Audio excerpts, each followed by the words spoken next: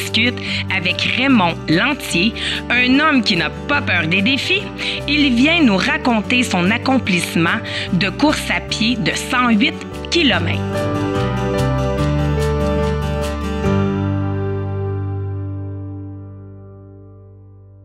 Allô Raymond? Salut Chantal! Je suis très contente de te recevoir parce que tu as fait un défi qui m'a vraiment ébahi. C'est quelque chose que je te dirais que je pense pas que j'aurais eu le courage de faire. Tu as décidé de t'organiser toi-même en solo 108 km. Oui. Mais avant de parler de ton défi, je veux juste aussi parler le pourquoi de la passion de courir et tout ça. Donc, ça fait combien d'années que tu fais du jogging? Ça fait... Écoute, plus sérieusement, j'ai commencé en 2013. J'ai tout le temps un peu couru par la bande. J'étais un sportif de compétition dès mon jeune âge. Hockey, baseball, comme tous les petits gars de ma génération.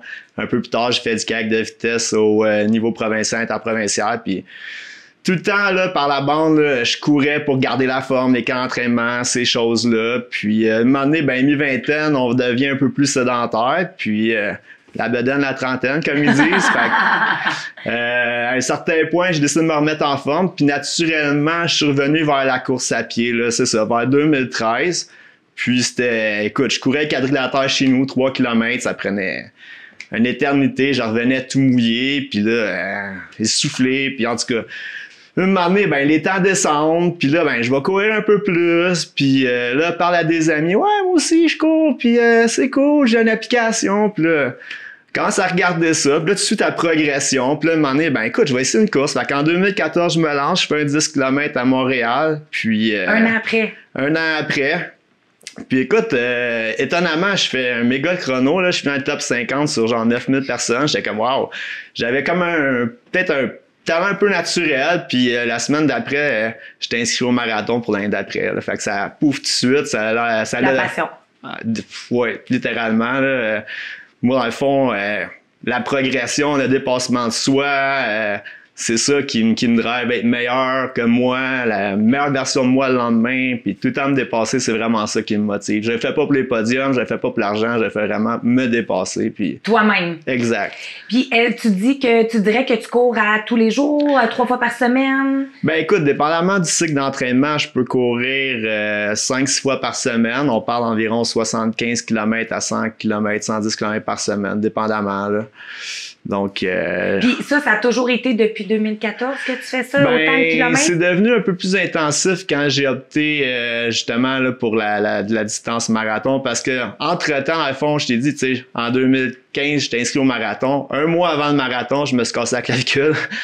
Oh puis, là là! Bref, j'ai eu un petit down, j'ai pas pu faire le marathon.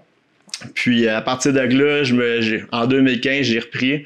Puis là, vraiment, là, je suis allé all-in, là, nutritionniste, club de course, ostéopathe, physio, écoute. OK, là, tu t'es vraiment entouré d'une équipe. Là. Ouais, là, j'étais vraiment dedans. Puis là, c'est là que j'ai commencé là, à aller chercher des meilleurs résultats, puis vraiment progresser. Puis c'est là vraiment que, écoute, ça a explosé. Quand tu t'entoures des bonnes personnes, tu vois la progression est encore plus fulgurante. Puis c'est vraiment, là, je suis resté accroché. Là. Puis 2015, dans le fond, t'as fait un marathon en 2015. Ça a été ton premier marathon? Après ça, quand je suis revenu un peu de ma clavicule, là, on a eu des enfants.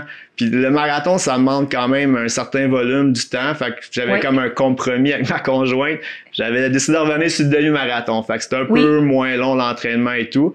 Fait que c'est ça, pendant 2 ans, là, pendant que notre plus vieux était plus jeune, je courais la distance demi-marathon. Fait que j'en ai fait plusieurs. Puis en 2018, là, je suis revenu all-in sur les marathons. Puis c'est ça, mais... Comment tu fais pour faire ça? T'sais, parce que tu as 2 enfants, ta femme, ton travail. Tu avais un travail avant vraiment qui est encore exigeant maintenant, mais avant, tu avais un travail plus demandant. Ouais, dans le fond, à l'époque, j'étais directeur de compte, j'étais dans les ventes. Je travaillais très, très fort, beaucoup, beaucoup. Puis justement, là, j'arrivais à aller me libérer à peu près 1 heure par jour, là, aller courir, déconnecter. Puis c'est sûr, ça prenait quand même des mathématiques à l'agenda. Là. Ma femme est très, très, très patiente. Puis non, c'est ça, ça me permettait de rester focus, puis garder l'esprit vif puis tout. Là. Puis par la suite, un peu, tu sais, justement, avec les enfants, on dirait la carrière comme un peu pris de bord. Ça me tentait un peu moins, vraiment, la famille. Puis j'allais chercher ce que j'avais besoin dans le sport. C'est vraiment ça qui me drivait. Okay. L'argent, c'est une affaire, la carrière, c'est une affaire, mais comme le dépassement de soi, ça, à travers la course, ça m'intéressait plus. Fait en 2019, j'ai fait un changement de carrière. J'ai lâché la vente complètement. J'étais établi quand même. Là, dans un haut niveau. Ouais, pendant 8 ans de temps. Puis je suis allé vers le monde municipal. Je suis devenu fonctionnaire à code blanc pour une municipalité de l'ouest de l'île. Puis c'est ça, l'horaire était plus lousse un peu, là, c'est moins d'heures, puis c'était plus convivial pour la famille. Puis le beaucoup sport moins aussi. de défis, par exemple. Ben, est-ce que tu as trouvé ça dur? Parce que tu es un gars qui aime ça l'adrénaline, qui aime ça les défis dans les ventes, tu étais comme le directeur top. Puis... Est-ce que tu as trouvé ça dur? Parce que c'est une grosse concession aussi de dire, OK, je vais mettre de côté l'argent, la carrière, puis je veux vraiment me concentrer aussi sur ma famille. J'allais le chercher dans le sport. Comme je disais, là, c'était vraiment ça qui me drivait. Je voulais tout le temps comme m'améliorer, aller plus vite, avoir des meilleurs temps, puis augmenter les distances. Donc, c'est ça justement qui m'a apporté éventuellement à mon défi. Mais tu sais, c'est un peu la course, sérieusement, pour moi. Puis je réalise que c'est beaucoup le phénomène pour plusieurs personnes qui courent. C'est un peu une addiction. Il y en a qui boivent, il y en a qui fument, il y en a qui se droguent. Moi, je cours. C'est un peu moins nocif pour la santé. Quoique ça prend du temps puis ça coûte de l'argent, contrairement à ce que les gens pensent. Mais j'allais vraiment chercher ce que j'avais de besoin au niveau des passements dans la course à pied. Et au niveau business, carrière, ça m'intéressait plus tant à cause de la famille. Là. À cause de la famille. Tu dis aussi comme là, c'est cette année que tu as ben c'est là pas longtemps, là, c'est là peut-être 2-3 semaines que tu as fait ton gros ton exploit, mais ça t'a pris combien de temps préparer un 108 km c'est dans des sentiers boisés? Exactement. Ben dans le fond, quand on se lance dans un projet comme ça, courir un 100 km, c'est un projet qui se fait à peu près sur 2 ans. Ça fait 2 ans que dans ma tête, je veux courir un 100 km et plus. L'an passé, j'avais plusieurs courses, puis il y a eu une affaire qui s'appelle la pandémie qui est arrivée. Fait que j'ai eu 4 courses qui ont été cancellées. Puis là, cette année, je m'étais dit, tu sais, je m'inscris, puis s'il arrive de quoi, je vais être préparé, je vais avoir un plan B, je vais faire un défi personnel. Puis comme de fait, ben cette année, la première course que j'avais à l'agenda, c'était à la fin de semaine de la fête du travail. Elle a été repoussée. Combien de kilomètres? C'était un 50. Une petite course. Je trouve ça très drôle, là, parce que moi, 5, je me trouve bonne. Mais bon. Puis c'est ça. Fait que là, on a su ça au mois de mai. Puis là, ben j'avais vu sur les réseaux sociaux un groupe de coureurs l'an passé courir le sentier de l'Estrie. Puis qu'est-ce qui m'avait un peu marqué là-dedans, c'est que la fin du sentier, ça arrive dans le village natal de ma mère, qui est Richemont dans les cantons de l'Est. Fait que je me suis dit, ça serait cool. Puis là, ben dans le fond, là, la course est cancellée. Là, je suis comme, Colin, c'est vrai, ça, ce défi-là, ça serait cool. Fait que là, je me suis mis là-dedans. C'est un sentier qui est régi par un organisme à but non lucratif. Puis là, ils ont un site web. Puis là, il y avait les cartes puis tout. Fait que là, je commençais à calculer les ravitaillements. Puis là, c'était bien la logistique. Honnêtement, il y a plusieurs heures que vraiment, il fallait comme de préparation. Tu sais, je veux dire, au niveau même au niveau logistique, la bouffe, aussi les points de rencontre, les temps. Puis tu sais, je veux dire, t'es dans le milieu de nulle part, là, je donnais un point GPS. Ma conjointe me suivait à travers ça, mais tu sais, je disais, OK, va sur le chemin des bûcherons au kilomètre 123 à Eastman, puis attends-moi là, je vais sortir du bois. Je suis là. Mais tu sais, c'était bien la préparation du repérage, puis est arrivé... même à travers la préparation, est arrivé un paquet d'imprévus, là, je veux dire. Tu sais, il y a des droits de passage qui ont été enlevés. Fait que là, il y avait des détours, puis il y avait toutes sortes d'affaires qui étaient arrivées. Je traversais une partie dans la CEPAC Mont-Hartford. Mais là, j'étais arrivé pour acheter mon accès en ligne. À cause de la COVID, c'était comme sold out. T'es arrivé plein de petites embûches qui se sont réglées comme à la dernière minute. Là. La semaine d'avant, j'ai failli comme tirer à la plug littéralement, là. Mais finalement, ben ça a eu lieu. Tu dis que ça coûte de l'argent aussi? Oui. Tu sais, il y a beaucoup de monde qui pense pas, puis tout ça. C'est quoi les coûts? Comment tu sais, on parle juste le défi, là, on s'entend, là, c'est une barre protéinée à l'heure. Ben, c'est 4-5$ une barre protéinée, puis Ça, c'est rien là, comparé aux 3-4 paires de souliers à 200$, puis la montre GPS, puis changeais tes souliers. Les vêtements techniques, ben, les bas, les ci, les ça. Je veux dire, c'est facile de passer avec une paire d'espadrilles puis aller courir. C'est libérateur et tout, mais quand tu deviens un peu accro... Puis que tu veux un défi... Ouais. Puis même l'inscription des courses, je veux dire, les courses en sentier particulièrement, ça demande une grosse logistique. Les courses organisées, je parle, donc les prix d'inscription, je veux dire, sont aussi un peu plus élevés. Une année de course, c'est une coupe de mille, là, c'est... C'est ça, c'est une passion. Ouais. Ton 108 km, tu t'es parti à quelle heure le matin? Tu as fini à quelle heure? Je suis parti à 4 heures le matin, je suis arrivé à 11h20 à Richemont. Le soir? Le soir. J'ai couru 19h... Ouais, 19h20. Puis, ton premier sprint était de combien de temps? Ben, dans le fond, c'était des stretches d'environ... Pas ton sprint, mais ton premier... Ouais, ben, écoute, c'est des stretches, je te dirais, la plupart, c'était entre 8 et 10 km. J'ai eu un stretch un peu plus long de 13 puis un de 16. Puis, ben, direct en partant, je me suis perdu. Tu sais, tu pars à noirceur à 4 heures le matin, quand tu éteins la frontale, tu vois plus ta main, fait que m'amener une erreur de navigation pour réaliser que j'ai tourné en rond 4 km puis que je suis revenu au point de départ. Oh mon Dieu! Fait que là, au début? Au début. Fait que là, au lieu de me fâcher, j'ai comme pris ça avec un grain de sel. J'ai ri tout seul dans le bois. Là, j'avais encore du réseau cellulaire. J'ai appelé ma conjointe. Je vais être en retard au premier point qu'on s'était donné. Là. Je vais arriver une demi-heure, 3/4 d'heure en retard. Là, ah, mon Dieu, elle dit, je te voyais ça. J'avais une balise GPS, ça pouvait me suivre en temps réel. Elle dit, je te voyais retourner je pensais que t'avais un accident ou quoi que ce soit. Je dis, non, je suis correct.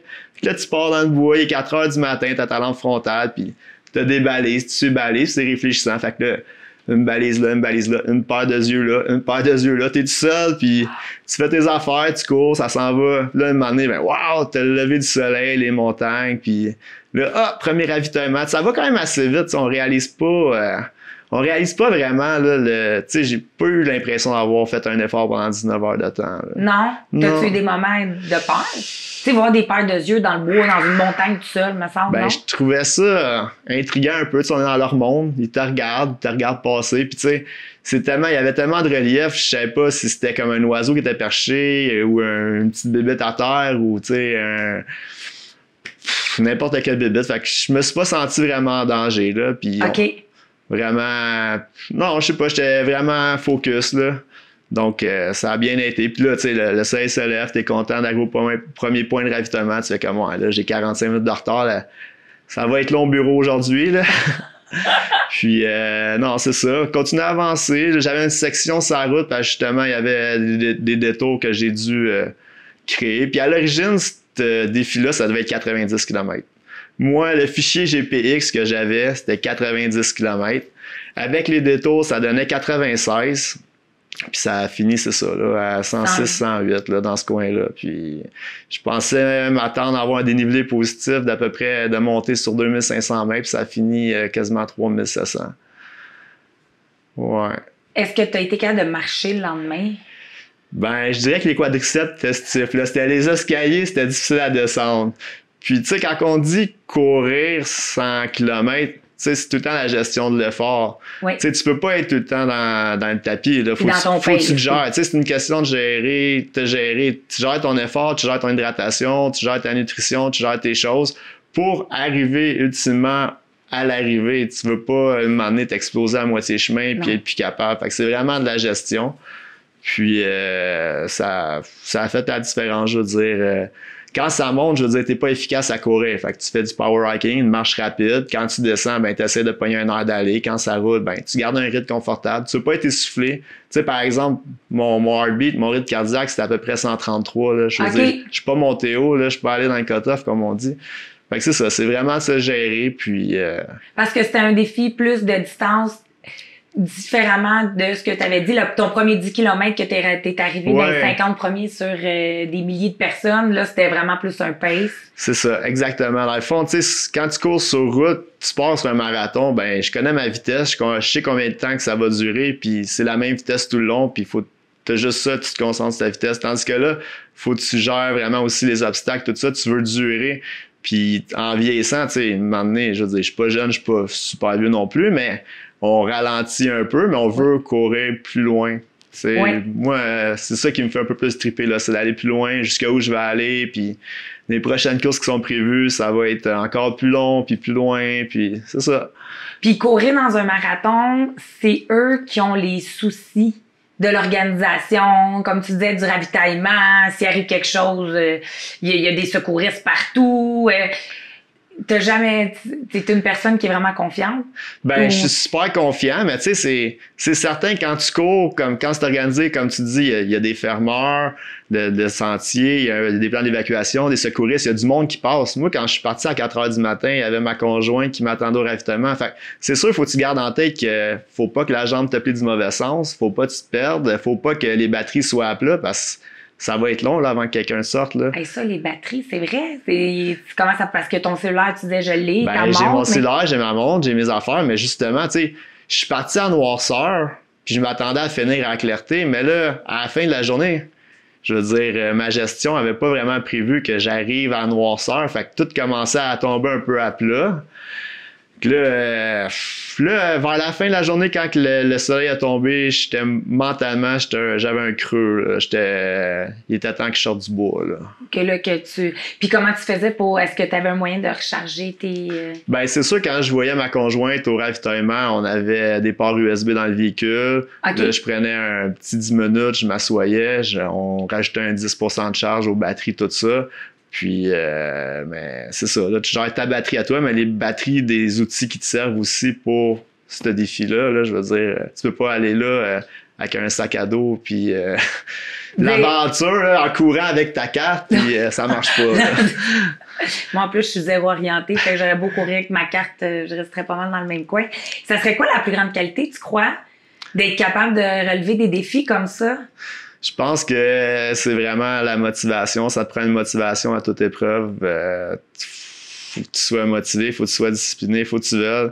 Je pense une des grandes choses qui m'a tout le temps fait avancer dans le sport, à tous les niveaux, à tous les sports que j'ai fait, c'était ma motivation, mon désir de vaincre, ça, je veux dire. Ouais, ça, je pense que ma conjointe pourra en témoigner. C'est inébranlable chez moi. Là. Quand je suis motivé, il n'y a rien qui va m'arrêter. J'ai entendu dire aussi que tu faisais des listes de listes. Ouais, je fais des listes de listes. Je suis un gars super organisé. Fait qu'admettons, j'ai la liste des choses à apporter, j'ai la liste de la nutrition, j'ai la liste... puis là, ben, j'ai tellement de listes que j'ai une liste pour les listes. Mais non, je suis un gars super organisé. Puis dans un événement comme ça, quand t'as pas le choix. Tu sais, je veux dire, admettons, j'oublie ma montre ou mon chargeur ou n'importe quoi, là, j'oublie mes espadrilles. Tu sais, j'ai ma liste, je coche, puis go, on l'a mis dans le char, puis ça le prend, puis même les choses à faire, tu sais, faut t'arriver là-bas, justement, on a parlé des batteries, il faut que les batteries soient pleines, faut que l'eau soit froide, faut que, tu sais, il y a plein d'affaires que... Fait que non, ça a été autant de sport le faire que le préparer. Ouais. Puis c'était même plus long le préparer logistiquement, je veux dire, là, en plus de te pratiquer à courir et tout ça. Là. Ouais. Ça a été. Est-ce qu'après ça, tu sais, un coup que c'est relevé le défi, il y a l'adrénaline, on est heureux, mais après ça, on a-tu un petit down? Je sais pas, j'essaie d'enchaîner les défis. Je suis déjà prête pour le prochain. OK. Tu sais, je te dirais, quand j'ai fini, j'étais tellement fatigué que j'étais quasiment comme sous. J'étais pas cohérent, tout ça. Fait on dirait, je réalisais pas sur le coup. Puis même par après, c'était comme, même le défi était un peu en préparation de ma prochaine course. Donc, j'étais fier, j'étais content, j'avais pas tant de sensations que ça. C'est étrangement, on dirait. Puis je l'avais tellement visualisé, l'échec n'était pas une option pour moi. C'était sûr que je l'aurais fini ses coudes. Je l'aurais fini littéralement ses coudes. Fait qu'on dirait, j'étais tellement mindé à le finir que j'avais juste comme fait la normalité des choses. C'était comme normal que c'était normal. Je l'ai fini. Ça a été plus long que prévu. On a eu des pépins. Ça a bien été. T'sais, habituellement, j'ai tout le temps genre un petit quelque chose qui me dérange dans mes courses. Je débrief. Puis là, j'allais faire ça de même. Là, j'avais absolument rien rajouté. Comme tout avait été normal tout le long. Je suis arrivé. J'ai arrêté à montre. Je me suis écrasé, puis j'ai bu de l'eau, puis j'en parlais. Il y avait ma conjointe, j'avais un ami qui m'a aidé à terminer, le défi, puis on parlait tout bonnement. Pris une chambre d'hôtel, on était se reposer, on tournait à la maison, dépacté, comme si... Comme si c'était normal. Ouais. Tu dis que tu as un ami qui t'a aidé à terminer le défi. Oui. C'était prévu qu'il y ait quelqu'un qui t'attende à... Dans le fond, il y a eu plusieurs personnes qui m'ont aidé. Il y a 2 personnes qui ont couru avec moi. Il y a un de mes bons amis du coin, Michel Jacques, qui m'a aidé à traverser le sentier du Mont Harford, qui est la section du Mont Harford qui était probablement un des plus gros défis au niveau dénivelé parce que c'est très accidenté. Puis l'autre, c'est un ami un peu spécial, il s'appelle Jean-Philippe. C'est une des personnes justement qui m'a inspiré ce défi-là. C'est un des coureurs qui avait déjà fait le défi. Puis lui, à un moment donné, j'avais des embûches au niveau logistique. J'ai communiqué avec lui avec les réseaux sociaux. Puis le monde de la course en sentier, c'est... Ils veulent s'aider. Tout le monde veut s'aider. Puis le gars, tu sais, c'est un jeune entrepreneur. Il y a des jeunes enfants, tout ça. Il a pris le temps de m'aider côté logistique, préparation, tout le kit. Puis là, j'ai dit au téléphone, je dis, hey, le fit est bon. On sait pas au téléphone tout. Le fit est bon. Je dis, viens, veux-tu venir avec moi? Il dit, ouais, je vais venir, tout ça. Fait qu'il est venu. Il est venu à la fin m'aider. Puis tu sais, à la fin, comme je t'ai dit, j'avais vraiment un down mentalement. J'étais capote, là. Fait que lui, il est venu me chercher littéralement le bois. Il est parti quasiment de la fin. Il est venu à sens inverse. Puis il m'a ramené. Parce que ça a été l'élément probablement qui a fait la différence à la fin. J'ai pu mettre la switch à off puis juste faire aller mes jambes. Puis le suivre. Puis le suivre. Parce que la navigation, ça a tellement été difficile puis compliqué. Je veux dire, tu sais, c'est des sentiers qui sont balisés à peu près. Là. Tu peux être un bon bout avant de voir une balise. Fait que, tu sais, je me suis perdu, puis tout ta kit. Là, vraiment, j'ai pu faire, c'est fini, fais juste faire tes jambes. Puis, tu sais, tu regardes, admettons, là, mes stats à la fin, là, je flyais encore. J'avais du jus dans les jambes, mais j'étais tellement fini mentalement en ça que ça avançait plus. Mais lui est arrivé. Dans le bon moment. Parfaitement. Le timing était parfait. Puis, il a fait combien de kilomètres avec lui? Il a fait les 15 derniers. Puis Michel a fait les 25 autres, puis le reste, ben, j'ai fait solo. Là. Solo. Ouais. Puis ton 15 dernier, là, il faisait noir. Là. Ah, il faisait noir, il était rendu, c'est ça. J'ai fini à 11h20, donc c'était à noirceur totale. Il est comme venu à 9h, il a couché les enfants, puis il a dit OK, let's go. Exactement, c'est ça qu'il m'a dit. Wow! J'ai dit à ma femme, j'allais aider un ami. Fait que là, j'ai fait la vaisselle, j'ai couché les enfants, puis là, je suis là, j'étais super content. Vraiment, là, ça a été une super de belle rencontre. Puis c'est vraiment un petit milieu, la course. Particulièrement la course en sentier, tout le monde s'aide, puis vraiment, là, c'est cool. Là, moi, j'avais jamais entendu parler de ça, la course en sentier, dans la région. Là. Mais il y a quelque chose qui s'en vient, justement, le trait du Mont-Rigaud. OK. Je veux dire, de plus en plus, il y a de la course en sentier un peu partout. C'est vraiment populaire. Puis en plus, justement, que la pandémie, c'est des seuls événements de course qui ont eu lieu l'année passée. C'est vraiment des courses en sentier. Souvent, c'est dans des régions éloignées. T'as pas des meurtres de personnes pis tout ça, tu sais. Puis nous, quand on court en sentier, on peut être des heures, tout ça, là, je veux dire, le peloton, il s'étire. Ah oui. Tu sais, c'est pas quand le marathon de Montréal, t'es 3000 entassés, puis tu sais, en sentier, c'est vraiment plus dégagé, puis... Est-ce que ça te manque, le crowd? Parce que quand tu... c'est ça, quand tu fais des demi-marathons, des marathons, souvent même tu as ton nom décrit sur ton dossard, les gens écrivent ton nom, ils te donnent de la drive. Est-ce que ça, à un moment donné, la solitude est venue te chercher dans le bois? Je te dirais, oui, à un certain point, là, le plus long stretch, là, le 16 km et demi, là, il était temps que ça finisse. Justement, Jean-Philippe m'avait dit du soir, il dit l'orientation va être difficile, les balises sont éloignées, il dit c'est plus sauvage, t'as pas de réseau cellulaire, puis... Oh mon Dieu, OK. Tu sais... tu veux pas rester c'est là. Ça. Puis je commençais à être plus fatigué. Là, dans le fond, j'étais au stationnement avant de repartir. Là, ma conjointe, elle voyait que ça y allait pas trop. Là. Elle commençait à dire un paquet de niaiseries pour me motiver. Puis je suis allé. OK, au lieu de te dire, OK, garde, arrête ça là. Non, ben, je l'avais briefé. J'ai dit, faut que tu me gardes sharp. J'ai dit, garde-moi sharp. Fait que c'est ça qu'elle a fait. Puis il est arrivé une petite affaire aussi, un accident. Hein. Dans le fond, sur une couple de semaines avant le défi, sur le site Internet qui gère les sentiers, ils ont prévenu les randonneurs qu'à une certaine hauteur, un certain kilomètre, il y avait un oiseau de proie qui attaquait les randonneurs. Ah, wow, OK. Puis ça, j'étais rendu là dans le parcours. Moi, j'étais là, un moineau. C'est un moineau, là, je vais passer. J'en ai vu d'autres, là. Puis là, à un moment donné, ben, je vais ramasser un bâton à terre parce que d'un coup, que le moineau, c'est un oiseau de proie, là. C'est pas un carouge, là. Fait que là, comme de fait, à un moment donné, ben, j'entends un oiseau. Oh non. Je me sentais observé, puis comme de fait, ben, l'oiseau de proie, il m'a attaqué. Fait que 4-5 reprises, là, il venait en vol plané vers moi. Fait que là, mon Dieu! C'est sûr que c'était spécial, là. Je m'attendais pas à ça, le petit gars de la ville se faire attaquer par une affaire qui ressemble à un aigle. Là. J'avais levé ma branche dans les airs, là, il venait poker la branche, là, je courais, puis... fait que, tu sais, je savais, pour revenir un peu au début, je savais que je m'en allais dans la zone où l'oiseau de proie y était. Je commençais à être un peu fatigué, la noirceur s'en venait, tout ça. Je m'en venais dans la zone la plus éloignée, tout ça. Fait que là, vraiment mentalement, là, j'étais... Oh. Puis là, ben, j'avais ma conjointe. Ah ouais, vas-y, t'es capable. Puis elle me chantait des chansons avec mon nom. Puis c'était de toute beauté, de toute beauté. On a passé par toutes sortes de gammes d'émotions. Puis, mais écoute, on l'a fait. Après ça, JP est venu. Puis ça a super bien fini. Puis en terminant, qu'est-ce que je peux te souhaiter comme dernier défi? Ben pas dernier, mais prochain défi, pardon, parce que t'es un gars de défi. Plus de kilomètres. Non, ben c'est sûr, moi, je veux tirer ça le plus possible. Je veux continuer à me dépasser.